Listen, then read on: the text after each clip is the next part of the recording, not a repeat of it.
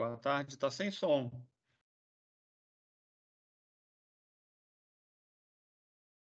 Eu botei no som do telefone, mas eu vou remover. Agora tá. Agora foi. Eu estou no som do telefone. Vou desligar o do telefone e vou tentar ligar o do fone, aí vocês me avisam se estão me ouvindo.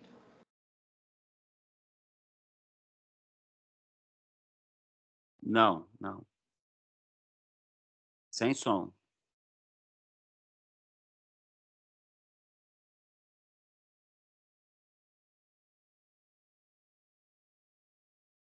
Mas vamos lá. Vou então ficar... Agora foi. Vou ficar no som do telefone, só para cobrir. Caiu feio aqui o telefone. Vou ficar no som do telefone só para eu conseguir compartilhar o material, tá? Gente, vamos dar início à nossa trilha de recurso ordinário. Eu não tem chat, não tem outro meio de contato, me perdoe. Tem essa atividade e uma outra às 17h30, é isso? Ou estou confusa aqui no Teams? Na verdade, isso aí, é seguir o que está no Teams. Você tem uma atividade agora às 4 horas e tem outra às 17h30. Deixa eu só mandar o link aqui para... Tem aluno me pedindo o link? Só um minuto que eu vou enviar o link rapidinho aqui, que é um aluno de outra unidade que está querendo participar voluntariamente aí da nossa trilha. Tem muita gente me pedindo o link, eu não consegui passar o link para o pessoal que quer participar voluntariamente. Tem gente que quer participar para aprender.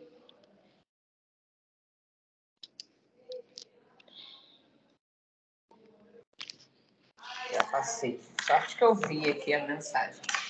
Não custa nada, né? Já estou gravando. Enorme prazer em recebê-los na trilha de recurso ordinário.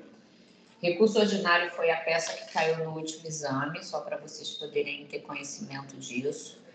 Muitos alunos não ficam visualizando qual é a peça. Foi um recurso ordinário, a peça do último exame da ordem. Foi um recurso tranquilo. Quem fez o passo a passo, quem seguiu as instruções, não teve nenhuma dificuldade. E é isso que eu pretendo aqui, ajudar vocês a já começar a se preparar para quem pretende aí fazer o exame na segunda fase do trabalho e para quem pretende também advogar na área trabalhista, independentemente, né, do que você hoje pensa, às vezes o futuro reserva outros propósitos. Então, pode ser que você acabe gostando depois da área trabalhista, até mesmo para quem não gosta. Acredito que a grande maioria que está aqui hoje se identifica um pouco com a área e é importante que a gente conheça um pouquinho de tudo. Até porque, quando a gente trabalha um recurso ordinário, nós estamos aprendendo um pouquinho de apelação também. O recurso da sentença no processo civil é o recurso de apelação e no processo do trabalho é o recurso ordinário. Pelo que eu estou vendo, estão tendo dificuldade aqui de aparecer o slide, mas eu vou tentando. Vamos lá. Primeira coisa que a gente precisa saber é a fundamentação legal do recurso ordinário. Para quem quer anotar, é importante que você leia o artigo 895 da CLT. O artigo 895, ele é dividido em 2 incisos. Essa trilha, deixa eu te explicar logo como é que a gente vai fazer a tarefa dessa trilha. O recurso ordinário, ele é uma peça feita em 2 folhas e gera muitas dúvidas dos alunos na elaboração da peça. Então, eu não vou passar um caso para vocês elaborarem um recurso ordinário sozinhos. Eu quero que vocês treinem a estrutura da peça e que vocês realizem um resumo sobre o tema recurso ordinário. Você vai escrever tudo que eu for falar aqui de recurso ordinário. Você vai botar o cabimento, ou seja, quanto que ele é cabível. Você vai falar sobre os requisitos de admissibilidade, qual é o prazo que o recurso é proposto, qual é o efeito que ele é recebido, se tem depósito recursal, se precisa observar as custas processuais. Eu quero que você faça um resumo sobre o tema do recurso ordinário na prática e que você também faça a estrutura da peça de interposição e a estrutura da peça de razões. Porque não adianta a gente sair realizando uma peça e você ter dificuldade na estrutura. Então, a gente vai fazer assim, você vai, no que tange a recurso ordinário, você vai fazer a estrutura como tarefa da peça de interposição, a estrutura da peça de razões e vai fazer um resumo sobre os principais aspectos do recurso ordinário na prática. Tá? Eu vou passar essa informação para as outras unidades, mas quem assistir o vídeo, mesmo que gravado, vai ter essa informação porque está assistindo. Eu reparo muito, às vezes, que os alunos perguntam qual é a tarefa. Se assistir a gravação, sabe qual é a tarefa. Porque eu estou, né? Estou falando até por mim, estou explicando no início de cada trilha qual é a tarefa. Então, como a outra eu passei uma peça, que foi a reclamação trabalhista, você tem que fazer uma peça processual, eu te dei a estrutura, mas eu pedi para fazer a peça.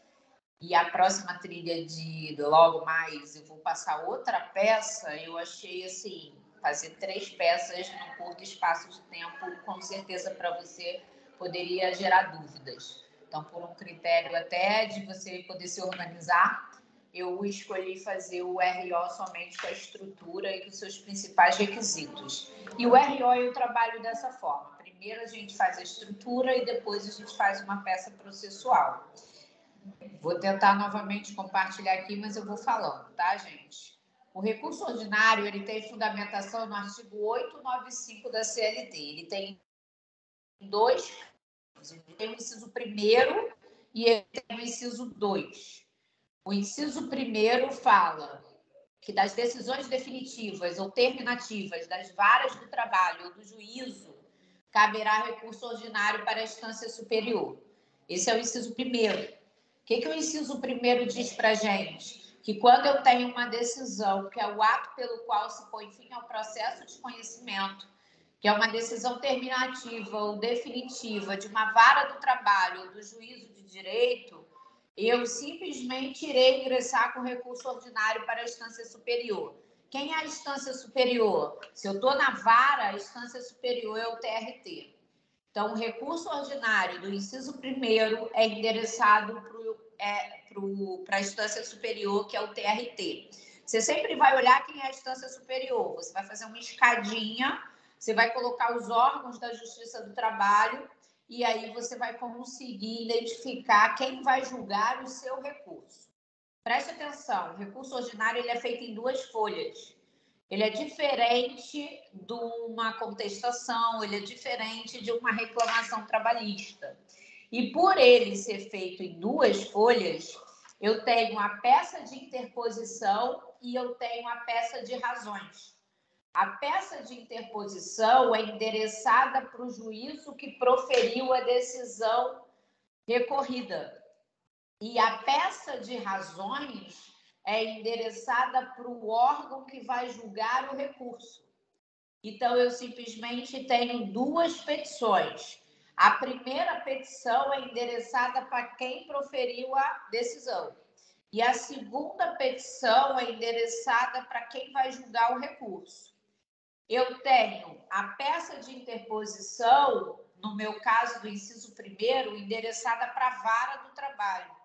E eu tenho a peça de razões endereçada para o egrégio Tribunal Regional do Trabalho da respectiva região. Aqui no Rio de Janeiro, eu tenho o TRT da 1ª região.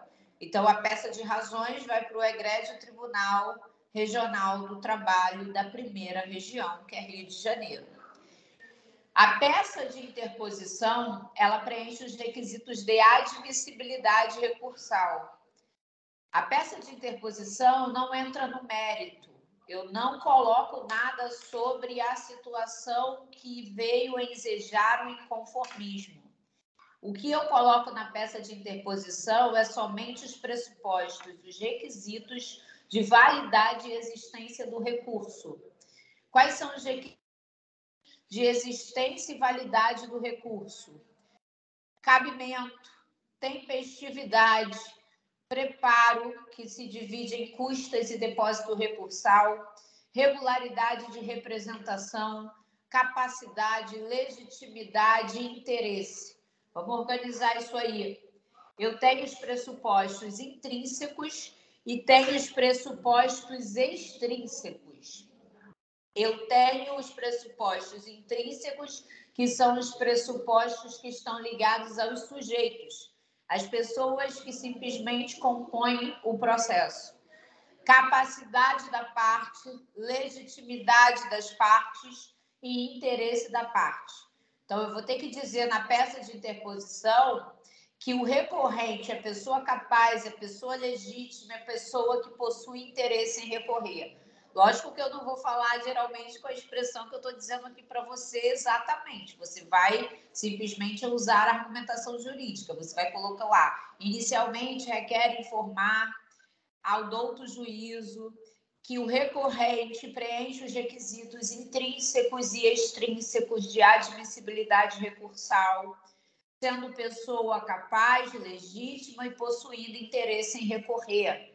O recurso é tempestivo, tendo sido protocolado dentro do prazo estabelecido pela lei de 8 dias úteis, tendo em vista que a publicação da decisão foi na data tal. Então, a gente vai sempre adequar ao texto de forma jurídica e não muito direta. O que eu quero que você entenda, está aparecendo para vocês o compartilhamento da tela? Diz aí para mim, gente, se está aparecendo. Assim, do recurso ordinário ao douto juízo da pontinho, vara do trabalho. Obrigada, porque para mim está demorando a atualizar aqui. Reparem que eu fiz um esqueleto aí para vocês, tá vendo? Preparei isso para vocês, para você poder... Você praticamente vai fazer isso na tarefa. O que eu quero é que você entenda o que vem na peça de interposição e quero que você entenda o que vem na peça de razões. Se você não entender o que vem na peça de interposição e o que vem na peça de razões, você não consegue fazer um recurso ordinário. É igual a apelação. Primeiro você tem que conhecer a estrutura para depois você fazer, porque eles possuem requisitos de admissibilidade. O seu recurso só vai ser levado a julgamento se o seu recurso for conhecido, se ele for admitido. Então, se você não preencher os requisitos de admissibilidade, o seu recurso vai ser trancado, vai ser paralisado e o tribunal não vai analisar o seu recurso. No processo civil, pela regra geral, nós só temos um juízo de admissibilidade, um órgão que realiza a validade do recurso, que torna esse recurso existente, válido. Dentro da área trabalhista, nós temos dois juízos, duas análises de admissibilidade. Uma realizada pelo juízo ACO, pelo órgão que proferiu a decisão recorrida, e outra análise pelo juiz adquem, pelo juízo que vai julgar o recurso. Olha como eles dão importância para a admissibilidade recursal. Enquanto no processo civil, regra geral, nós temos exceções, mas regra geral, eu tenho um juízo de admissibilidade feito pelo juízo adquem, pelo juízo superior, ou seja, quem vai julgar o recurso. No processo do trabalho, o próprio juízo que proferiu a decisão analisa os requisitos de admissibilidade, aí manda o recurso subir. Quando chega no tribunal que vai julgar o recurso, novamente eles analisam os requisitos de admissibilidade para poder colocar o recurso em julgamento. Então, se você não tomar cuidado em preencher os requisitos de admissibilidade recursal, o seu recurso não vai para julgamento, ele vai ser trancado, ele vai ser simplesmente negado conhecimento.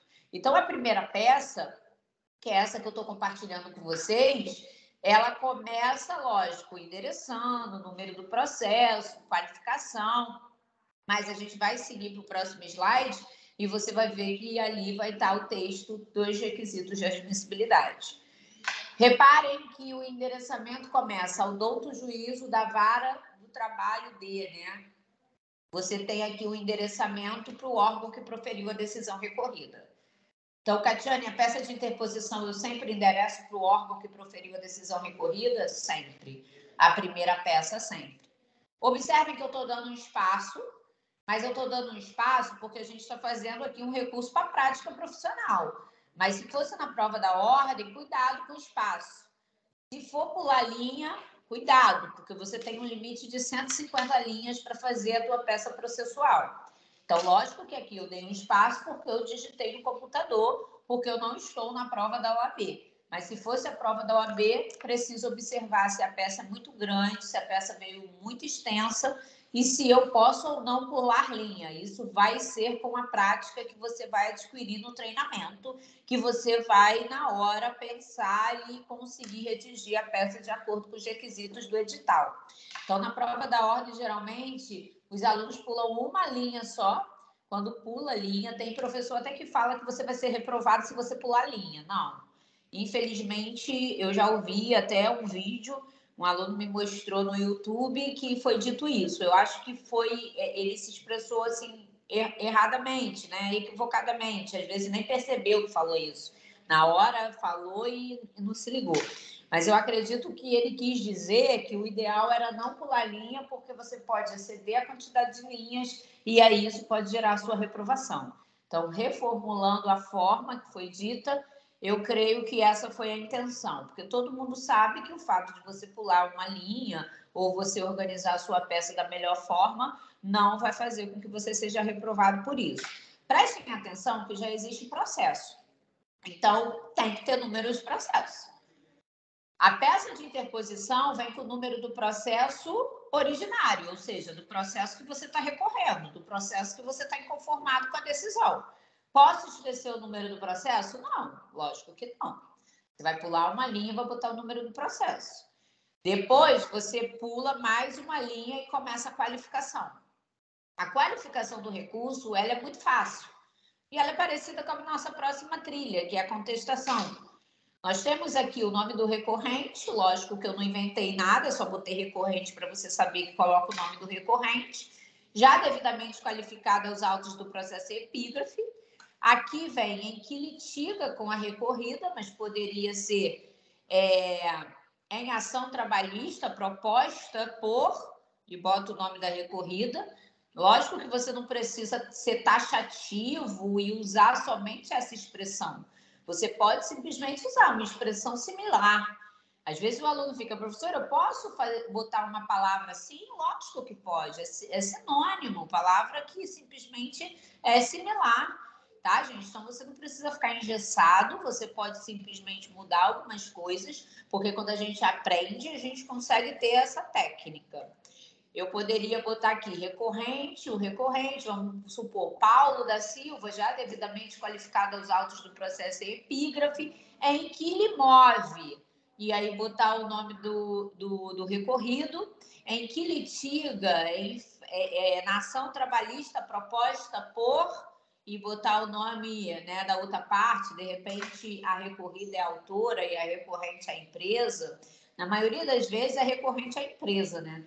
Muitas das vezes é a empresa que recorre, não geralmente, assim, dentro da prática profissional, na nossa prática realidade, você vê que 90% dos recursos propostos na Justiça do Trabalho, a grande maioria deles vem das pessoas jurídicas, principalmente. Depois que eu coloco em que litiga com a recorrida, também já devidamente qualificada dos autos do processo em epígrafe, por seu advogado, abaixo assinado, procuração anexo, com escritório situado a... Prestem atenção. Aqui está escrito procuração anexo. Por quê? Porque a prova pode dizer para você que você foi contratado naquele momento para poder recorrer. Se você foi contratado naquele momento para poder recorrer, você vai ter que juntar a procuração, tendo em vista que você não era advogado constituído nos autos. Às vezes, você é contratado só por um ato processual, você não era advogado do processo. E aí você vai precisar juntar a procuração. Por isso que aqui tem o termo procuração anexo. Caso você já seja advogado devidamente constituído nos autos do processo, você não vai precisar usar essa expressão. Você vai dizer que, por seu advogado, abaixo assinado. Tatiana, eu vou ter que preencher o endereço do escritório? Se você já é advogado devidamente constituído dos autos, não.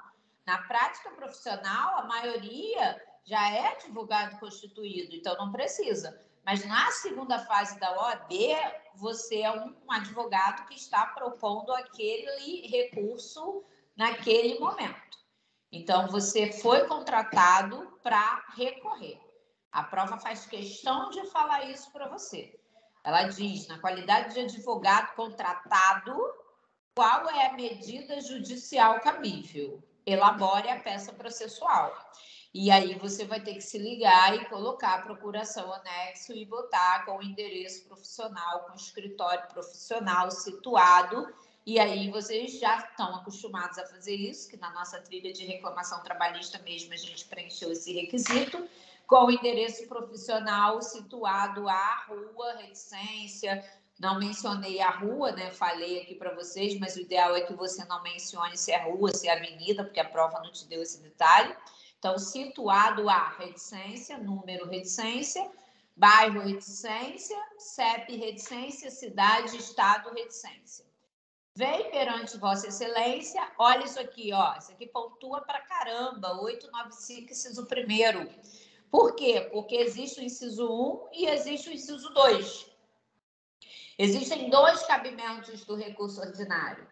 Um para a instância superior das decisões das varas ou juízos e o 2 das decisões proferidas pelo TRT em processo de sua competência originária, decisões definitivas ou terminativas. Então, você tem a vara do trabalho proferindo uma decisão no inciso 1º e o recurso ordinário para o TRT, e você tem o inciso 2, o TRT, em processo de sua competência originária, recebendo aí recurso ordinário para o TST, que é a instância superior. Tem aluno que acha que só cabe RO da vara para o TRT. Tem aluno que acha que o recurso ordinário é recurso só da sentença da vara. Tira isso da sua cabeça hoje, porque o recurso ordinário, ele é um recurso também que é julgado pelo TST, desde que o processo seja de competência originária do TRT. O que é isso, Catiane? Processo de competência originária do TRT. É um processo que nasceu no TRT. É um processo que não nasceu na vara. É um processo que não passou pela vara. Ele é de competência originária do TRT. Dissídio coletivo. Dissídio coletivo nasce na vara? Não. Dissídio coletivo só nasce no tribunal, tendo em vista que a vara só julga dissídio individual. A vara do trabalho só julga ação de empregado versus empregador. A vara do trabalho não julga ação com sindicato no polo passivo da ação, com sindicato no polo da ação. Quem vai julgar o dissídio coletivo é o TRT. Então, de uma sentença no dissídio coletivo, dissídio esse que foi provocado mediante a justiça em sede de TRT, vai caber RO para o TST. Então, você tem que observar onde que o processo nasceu. Se o processo nasceu na vara, o RO vai para o TRT. Se o processo nasceu no TRT, o processo vai para o TST. Me dá outro exemplo. Mandado de segurança, ação rescisória, nasce no TRT e aí a gente vai ter um recurso ordinário para o TST. O que vai mudar? Vai mudar o endereçamento da peça de interposição e vai mudar o inciso aqui, que não vai ser o 1, vai ser o 2. Nenhum segredo até aí. Interpor.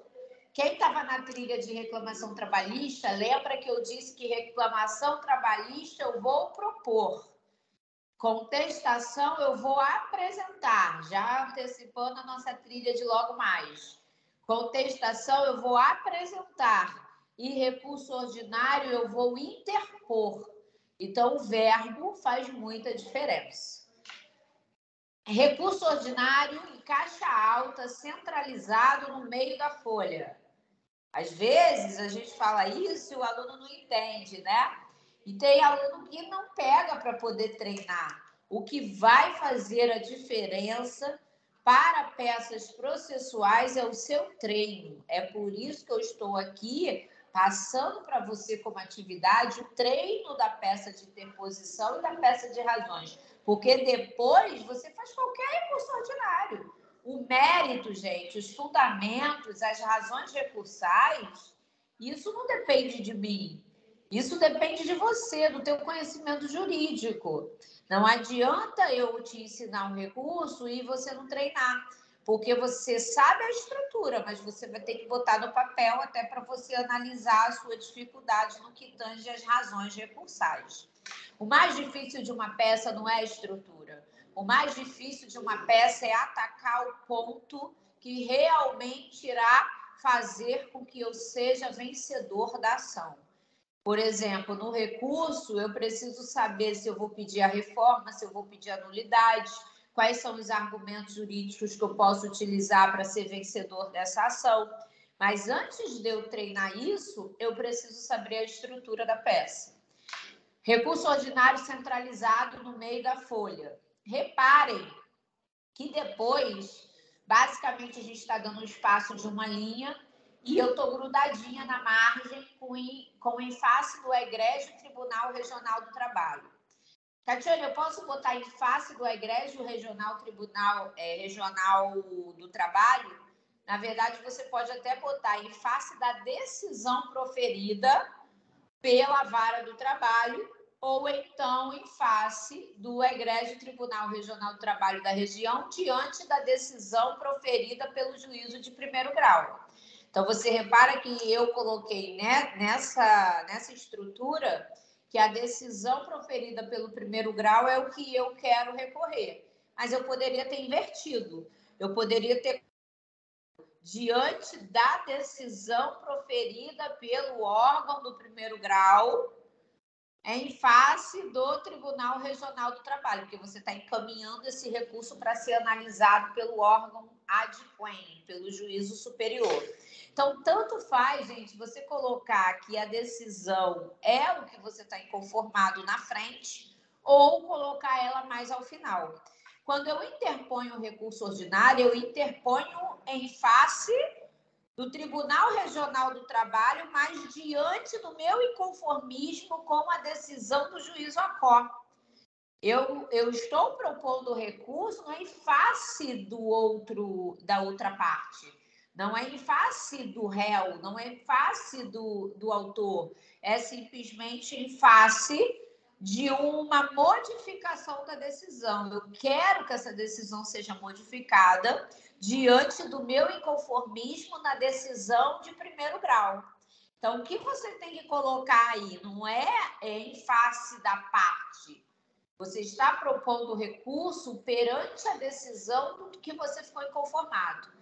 Deu para vocês entenderem? Bate palminha aí se vocês entenderam até então. A gente precisa memorizar, né? Bate palminha aí, gente. Ninguém bateu palminha? Estou olhando aqui. Muito obrigada. Só um minuto, só um minuto.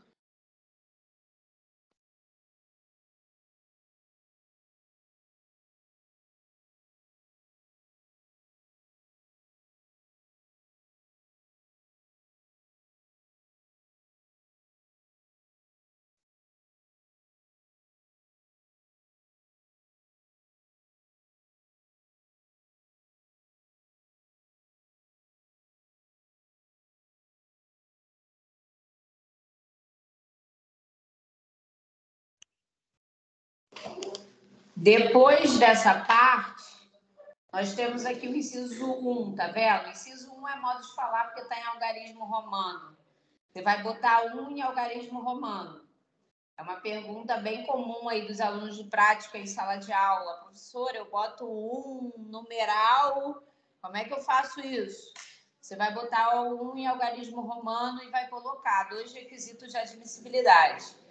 Aqui nós vamos informar o tribunal que o nosso recurso preenche todos os requisitos de admissibilidade recursal, que o nosso recurso preenche todos os requisitos de validade e existência. Aí eu botei aqui para vocês 2 requisitos de admissibilidade. O presente recurso preenche todos os requisitos intrínsecos ou extrínsecos.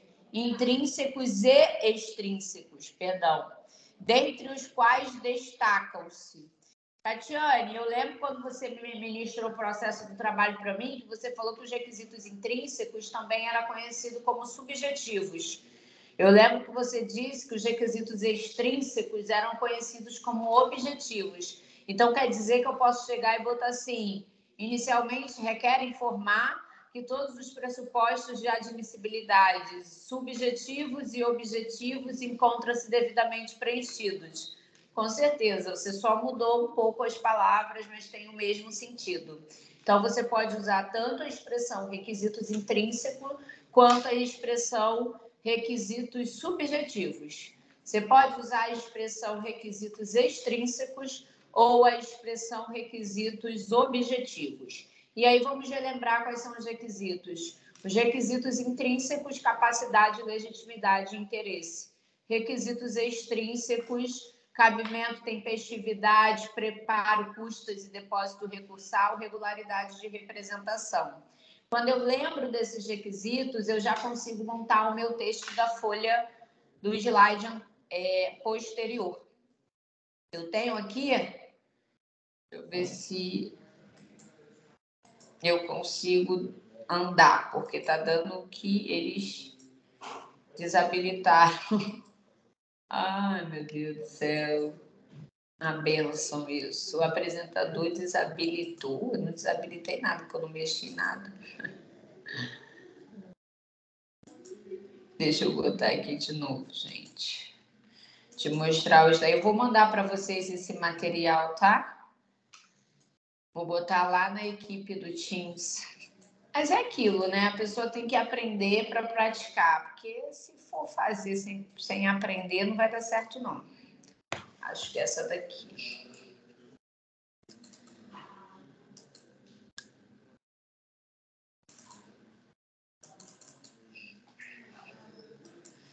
Trocaram o meu computador aqui, ele tá tão lento. Aqui, ó. Não, essa aqui é outra peça. Essa daqui que eu quero. Botei a peça errada. Aí, foi. Acho que tá aparecendo para vocês. Estão presentes todos os pressupostos de admissibilidade recursal, intrínseco e extrínseco. 2 pontos. Letra A. O recorrente possui capacidade, legitimidade e interesse recursal. Ponto e vírgula. Letra B. As custas foram devidamente recolhidas no valor de R cifrão.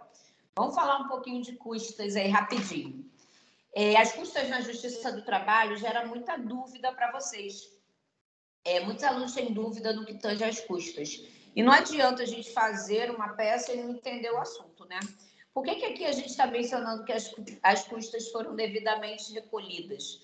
Porque a pessoa foi condenada em custas. Você tem que analisar se o recorrente foi condenado em custas. Porque se o recorrente não foi condenado em custas, ele não vai precisar falar que recolheu custas. Ele vai dizer que ele não efetuou o recolhimento das custas, tendo em vista que ele é portador da justiça gratuita. E vai reiterar o pedido de ser portador. Vai reiterar a gratuidade de justiça. Então, preste atenção. Por isso que eu digo que ninguém tem que ficar decorando, pegar a folha e ficar decorando, ficar treinando. A pessoa tem que ter raciocínio. Se a prova quiser, ela vai chegar para você e vai botar o recorrente como reclamante. E o reclamante, na maioria das vezes, é pessoa hipossuficiente. É pessoa que não tem condições de arcar com as custas processuais sem prejuízo do próprio sustento ou da sua família. É pessoa que é isenta de custas. Como é que funciona a condenação de custas na Justiça do Trabalho? É um pouco diferente do processo civil. Por quê? Porque no processo civil, as custas elas são pagas no início do processo. Quem não é portador da justiça gratuita já distribui pagando custas. Na Justiça do Trabalho não é assim, não. Na Justiça do Trabalho, você pede gratuidade de justiça no início do processo, na reclamação trabalhista, se você for autor. Você pede gratuidade de justiça na contestação, se você for réu e não tiver condições de arcar. Porque tem gente que acha que só autor tem direito à gratuidade, né? Que réu não tem, réu também tem. É mais difícil você ver na Justiça do Trabalho o réu ganhando gratuidade?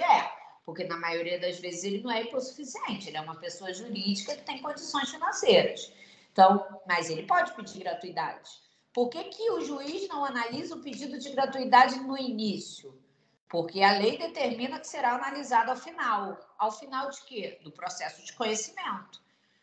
A decisão sobre gratuidade de justiça vem na sentença. Catiane, mas eu pedi perícia. Aí é outra coisa. Porque você pediu perícia e há uma necessidade de análise da gratuidade anteriormente. Agora, se você não tiver pedido perícia, não existir necessidade de prova técnica com gratuidade, o juiz vai analisar essas custas ao final do processo. Quem é condenado em custas na Justiça do Trabalho? Quem não é portador da justiça gratuita e quem sucumbiu à ação, quem perdeu a ação. Então, na Justiça do Trabalho, quem é condenado em custas? Quem sucumbiu, quem perdeu. Ah, eu perdi a ação. Você é portador da justiça gratuita? Não. Então, você vai pagar custas. Eu perdi a ação. Eu sou portadora da justiça gratuita. Então, você não vai pagar custas. A sentença na Justiça do Trabalho, ela chega a ser engraçada. Porque primeiro o juiz condena em custas. Por que ele condena? Porque a pessoa sucumbiu, porque a pessoa perdeu. As custas são calculadas pela perda. E aí, depois, ele bota assim, isento de custas. Por que ele te condenou e depois isentou? Ele te condenou porque você é uma pessoa que sucumbiu, você é uma pessoa que perdeu, então ele te condenou e depois ele viu que você é portador da justiça gratuita, aí ele te isentou. É para mostrar que essa análise é feita coerente, de uma forma coerente, de uma forma correta, e não de uma forma aleatória, sem nenhuma fundamentação, é de acordo com o que a lei determina.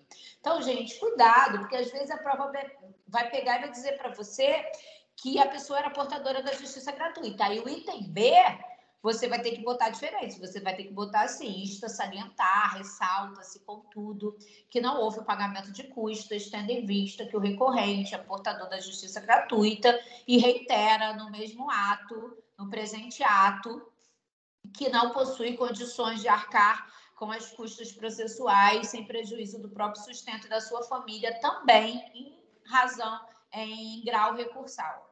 Ou seja, ele não possui condições também de pagar custas agora em grau recursal. Então, você vai informar que não pagou custas porque é portador da justiça gratuita, foi deferido na justiça de primeiro grau, na via de primeiro grau, e que reitera o pedido na via de segundo grau. Perfeito? Entenderam? Agora vem a letra C. A letra C fala sobre o depósito recursal.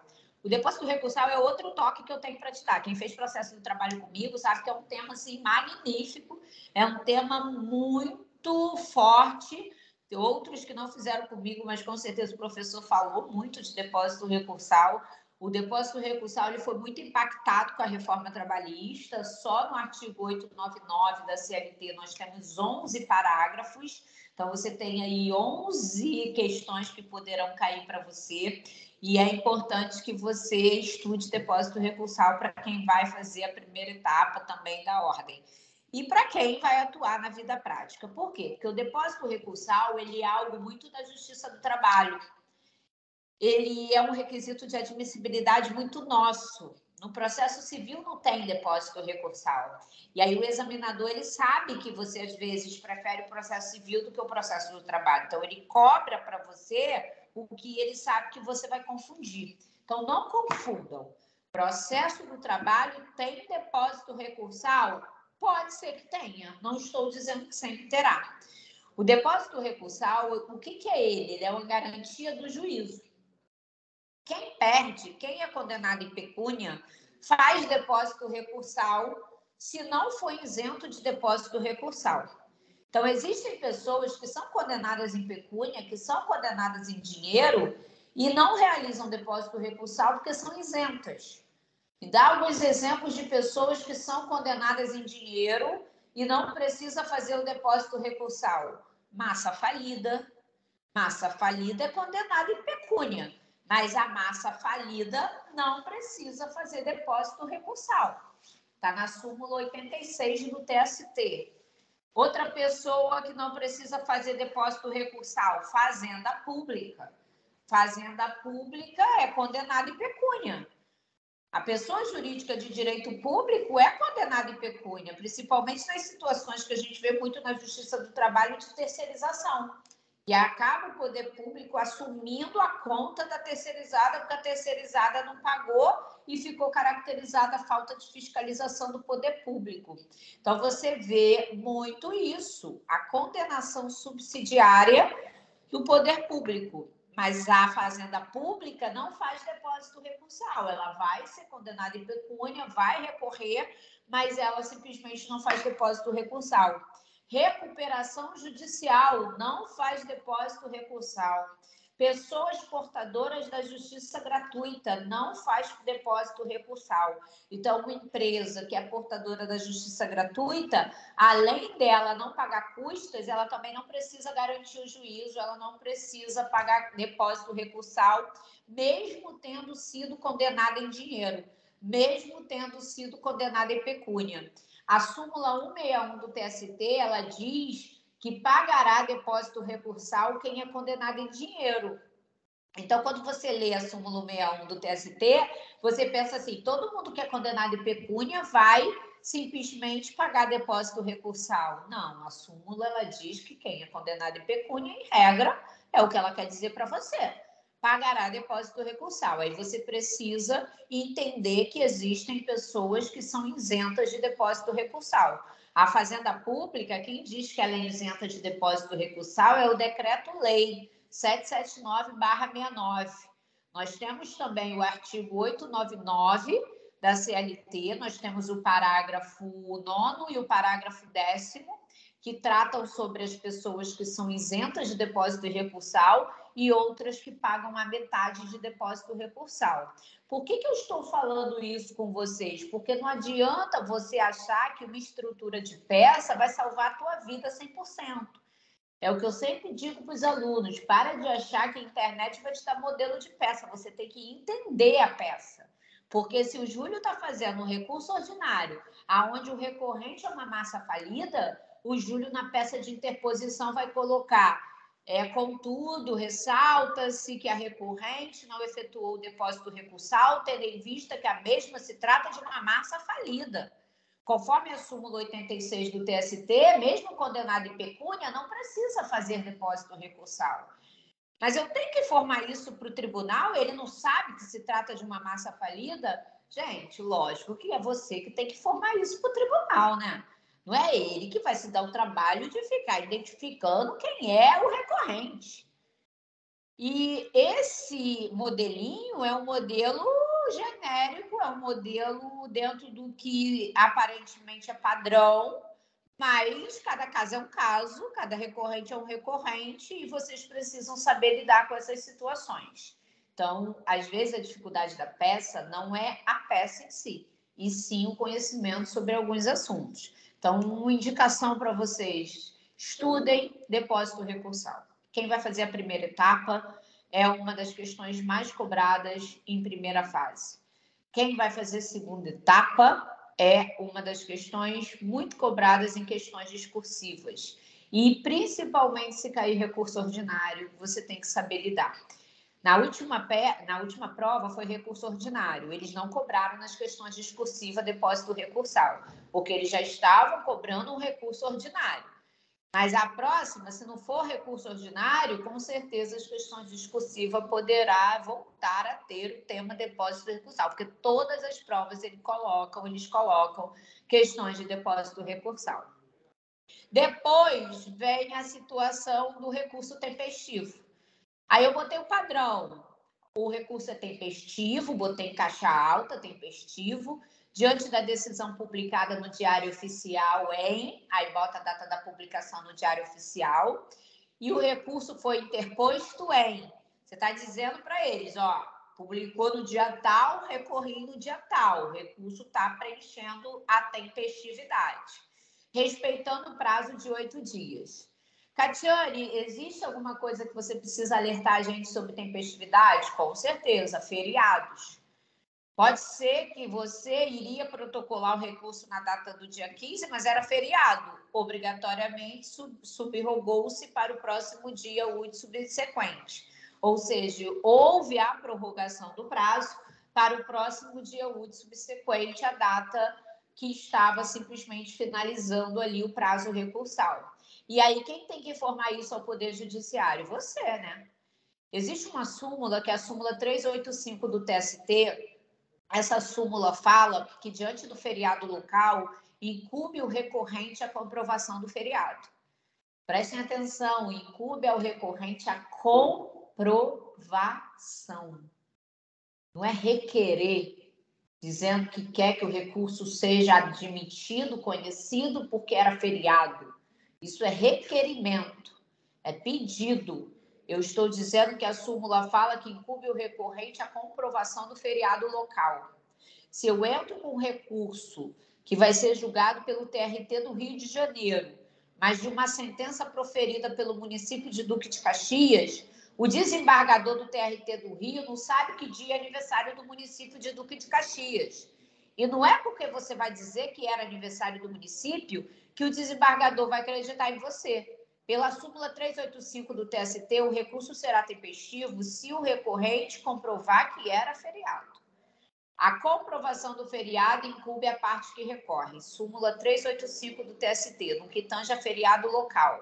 No que tange a feriado forense, aí não. Certifica-se nos próprios autos pelo próprio cartório, pelo próprio Poder Judiciário. Então, vamos fazer um texto aqui como se tivesse feriado.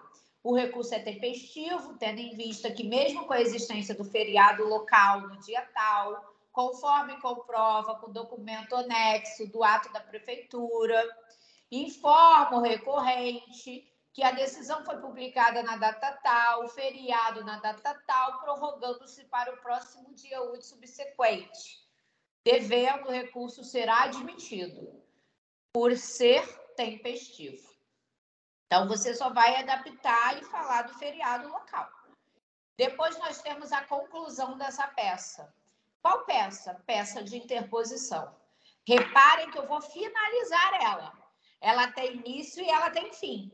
E aí vem o tópico que, na verdade, vocês só precisam retificar, deve ter sido na hora que eu digitei, eu acabei repetindo o tópico 1, mas não é o tópico 1, tá? É tópico 2. Tópico 1, requisitos de admissibilidade. Tá? Só para vocês retificarem aí que é tópico 2. Da conclusão. Quando eu penso a conclusão, eu penso o quê? A minha peça precisa ser conhecida e o recurso tem que subir para julgamento. O juízo ACO, o juízo de primeiro grau, ele não vai analisar o mérito da minha peça. Ele vai só conhecer o recurso e mandar o recurso subir. Só que também precisa intimar o recorrido para apresentar contrarrazões. O recorrido, ele precisa ter o prazo para poder se manifestar sobre o recurso proposto, sob pena de violação ao princípio do contraditório e da ampla defesa. Então, como é que acontece na prática processual? A gente protocola o nosso recurso, os autos vão conclusos para o juiz, chegando no juiz, ele não faz nada, ele intima o recorrido para apresentar contrarrazões. Ele diz assim, há o recorrido para contrarrazões. O recorrido vai ter 8 dias para poder apresentar as contrarrazões, que é a resposta ao recurso. Passado esses 8 dias, apresentando as contrarrazões ou não, o recurso sobe. Mas sobe depois que o juiz disse que ele está presente todos os pressupostos. Que todos os pressupostos estão presentes no presente recurso. Então, o que acontece na vara, que é a nossa situação aqui? O juiz intima o recorrido para apresentar contrarrazões, dá 8 dias para ele.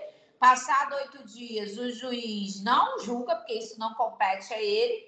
Ele analisa os requisitos de admissibilidade, vendo que o recurso é tempestivo, que o depósito recursal está certo, que as custas simplesmente foram pagas, que a pessoa é capaz, legítima, possui interesse, ele manda o recurso subir. Chegando lá em cima, analisar os requisitos novamente, depois colocam em julgamento.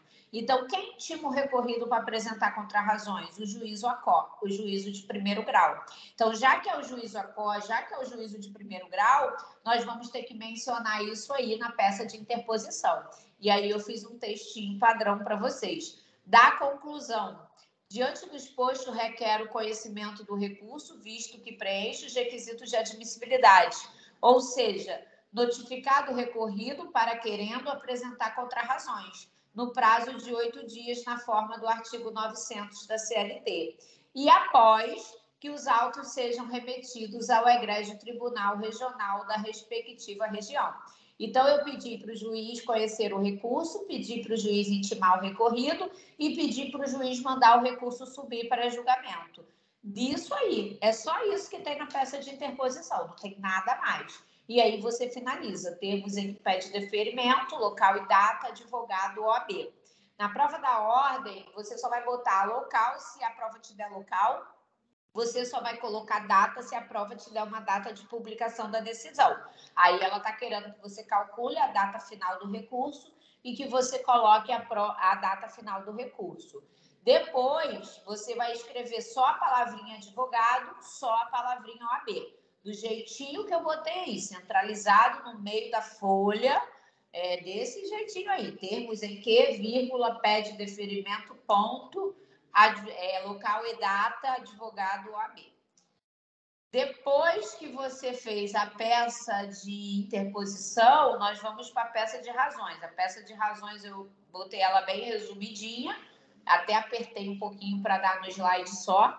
Repare que ela tem outro endereçamento, você vai para outra folha.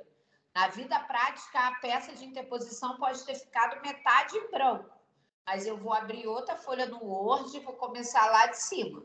Na prova da ordem, você simplesmente não pode deixar espaço em branco. Você vai ter que começar a peça de razões na metade que ficou faltando ali da peça de interposição. Você não pode deixar nada em branco, porque senão você vai perder linhas e aí pode ser que você fique reprovado, que a gente tem o limite de 150 linhas. Na peça de razões, você vai endereçar para o órgão superior. Quem é o órgão superior? O egrégio Tribunal Regional do Trabalho da respectiva região. Aí depende se a prova te der qual é a região. Aqui no Rio de Janeiro, é a primeira região. Então, se eu estivesse recorrendo para o Rio, eu botaria o egrégio Tribunal Regional do Trabalho da primeira região. Pula uma linha, aí você coloca os dados do processo. Reparem que aqui são os dados do processo. Processo, número, vara de origem, recorrente e recorrido.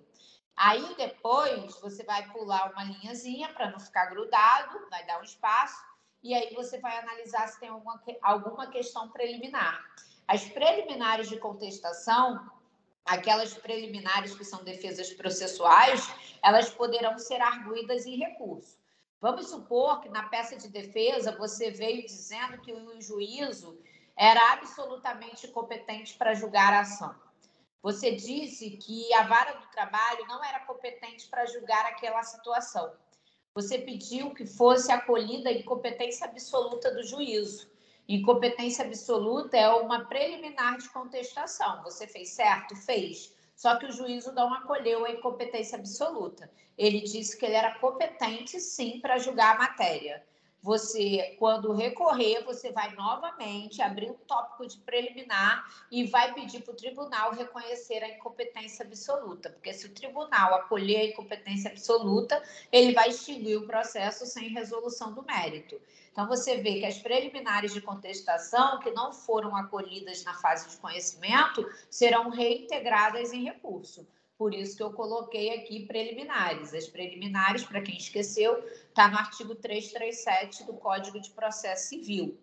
Vamos supor que nas preliminares de contestação você diga que houve uma coisa julgada, que um dos pedidos já foi alcançado pela coisa julgada, que a parte já tinha processado a empresa anteriormente e conseguiu vencer e recebeu aquele pedido que ela está pedindo de novo. Você, em recurso, já que você foi condenado a pagar de novo, você vai arguir novamente a coisa julgada. É muito tranquilo, gente. É só você também participar da trilha de contestação para relembrar as preliminares. Depois das preliminares, tem a prejudicial de mérito, número 2. O que é a prejudicial de mérito? Foi o que caiu no último exame da ordem. Eles exigiram prejudicial de mérito. É a prescrição ou decadência. Se existir uma matéria prescricional para ser arguida, será o tópico 2. Eles colocaram que a pessoa estava requerendo mais de 5 anos de prestação de serviço. E ela só pode requerer 5 anos de prestação de serviço. Então, eu vou dizer para o tribunal que o egrégio tribunal observe o prazo prescricional quinquenal, tendo em vista que a recorrida, ora autora, está na sua presente ação cobrando, executando mais do que 5 anos de prestação laboral de serviço, numa possível condenação que vossas excelências, que os ilustres desembargadores declarem extinto com resolução do mérito, por prescrição, os pedidos superiores aos últimos 5 anos, anteriores, na verdade, né? Porque eu pego os últimos 5. Então, eu calculo, por exemplo, da data de hoje, dia 14 de setembro de 2022, eu pego dos 14 de setembro, que foi a data da distribuição da ação, do ajuizamento da ação, ela só tem direito aos últimos 5 anos da data do ajuizamento da ação. Então, se ela demorou muito para ingressar na justiça, ela acaba renunciando um pouco desse período de 5 anos. Então, nem todo mundo vai cobrar os últimos 5, porque demorou a botar na justiça, ela tem 2 anos para ingressar na justiça, acaba que o prazo prescricional começa a exaurir. E isso a gente precisa alegar quando existir uma condenação num período superior a 5 anos. Depois da prejudicial de mérito, vem o mérito. O mérito é o que vale mais ponto, né? Se a peça vale 5, a prova geralmente dá 3 pontos a 2,5 pontos pelo mérito. O mérito é o ataque. O que eu estou querendo que seja reformado? O que eu estou querendo a nulidade? O que eu estou inconformado? Então, você vai recorrer do que você está inconformado. O recurso nasce do inconformismo. Eu sempre digo para os meus alunos que, para quando eles forem fazer um recurso ordinário, o examinador ele vai botar todo o teor da decisão. Ele vai botar tudo o que foi julgado. Você botar um coração, ou botar uma caveira, botar uma bomba, botar sei lá o quê, dependendo do teu estado de espírito, você vai botar somente naquilo que você tem que recorrer. Porque nem tudo você precisa recorrer. Às vezes, você não precisa recorrer porque você foi vencedor. Então, você só vai recorrer dos tópicos que você foi vencido, que você foi perdedor. Então, o mérito, você vai organizar o mérito com os tópicos que você foi perdedor e vai atacar cada tópico, ok? Aí, depois, nós temos a conclusão. A conclusão da peça de razões é uma conclusão parecida com a peça de interposição, tirando aquela parte da intimação do recorrido e tirando a parte de remeter para o órgão de cima, porque você já está no órgão de cima. Você vai pedir para conhecer o recurso e reformar a decisão ou anular a decisão. Reforma da decisão quando tem erro de julgamento e nulidade da decisão quando tem erro de procedimento. Eu botei um modelinho aí de pedido. Diante do exposto, requer o conhecimento, porque o tribunal tem que conhecer de novo os requisitos de admissibilidade, o acolhimento das preliminares, porque teve preliminar no meu exemplo, reconhecendo a nulidade da sentença, porque é um aspecto processual. Se existe uma violação processual, eu peço a nulidade, não a reforma. E no mérito, no que tange ao mérito propriamente dito, no ataque ao que o autor, a pessoa que você está contra, né, o que ela está alegando, ela alega, você vai pedir que seja dado provimento no sentido de reformar a decisão. O que foi julgado, por exemplo, procedente, seja julgado improcedente. Então, você vê que o modelo é basicamente esse. Termos em que pede deferimento, local e data, nome do advogado OAB. Gente, o que eu peço na peça de interposição? Intimar o recorrido, conhecer e mandar para cima. O que eu peço na peça de razões? Conhecer o recurso, acolher a preliminar se tiver, acolher o pedido de prescrição se tiver, de prejudicial de mérito se tiver, e também analisar o mérito no que tange ao mérito ser provido, que o recurso seja dado provimento, ou no sentido de reformar a decisão, ou no sentido de declarar nula a decisão. Reforma no que tange ao mérito, o que era julgado procedente seja julgado improcedente. Nulidade no que tange aos erros processuais, aos vícios de processo, aos erros de defesa que não foram acolhidos pelo juiz. É isso. Não adianta eu passar um caso desse tamanho para você e você copiar da internet. Eu quero que você conheça a estrutura, treine a estrutura e esteja apto a fazer um recurso ordinário, porque recurso ordinário ele é muito fácil, só que ele tem esses pequenos detalhes que, se você não treinar, passa totalmente despercebido. Eu espero que vocês tenham entendido. Vou compartilhar esse material. Quem for de Caxias, eu vou colocar na equipe Teams lá em material de aula, tá? Não precisa perguntar, porque nós iremos colocar hoje ou amanhã no mais tardar. Quem for das outras unidades, eu estarei compartilhando no grupo que eu tenho com os coordenadores, para que eles possam endereçar para vocês. Então, a atividade, para quem entrou depois, é um resumo de recurso ordinário, tratando sobre os principais aspectos dele, falando o cabimento, o prazo, como é que é o depósito recursal, custas, tudo que vem dentro da peça. E também fazer a peça de interposição e a peça de razões. Você vai elaborar a peça de interposição desse jeito, sem criar dados. Eu quero só que você treine. Quando a gente escreve, quando a gente faz manuscrito, a gente simplesmente memoriza. Se no seu NPJ você entrega as atividades em arquivo de PDF, aí você faça digitado. No NPJ de Caxias, as atividades são manuscritas. E no NPJ que for digitada, você faz digitado. Gente, tenta escrever com as suas palavras, tenta mudar alguns termos técnicos para que você possa aprender e não decorar. Caiu no último exame, eu só estou tratando com você algo que é o que você vai se deparar futuramente. Ah, mas eu não quero trabalho. Pô, mas tu quer penal? Cai apelação. Apelação é de uma estrutura parecida. Qual foi o recurso que caiu no último exame de penal? Apelação.